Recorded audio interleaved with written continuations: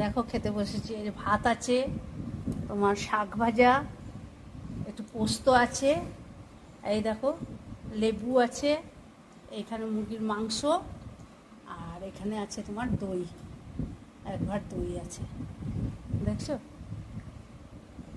আর একবার দই আছে। কাকুর খাওয়া হয়ে গেছে অর্ধেক, আর মাংস দিয়ে খাচ্ছে।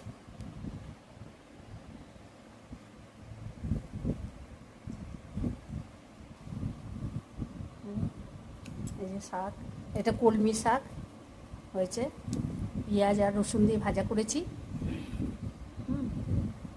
এই দেখো মাংসটা কেমন দেখতে হয়েছে বলবে, ভালো লাগলে লাইক শেয়ার কমেন্ট করবে, আর সাবস্ক্রাইব করতে কিন্তু ভুলো না বন্ধুরা, তুমি সাবস্ক্রাইব করবে। আজকের মতো আসি, আবার একটা নতুন ব্লগ নিয়ে তোমাদের সামনে হাজির হবো, ততক্ষণে টাটা।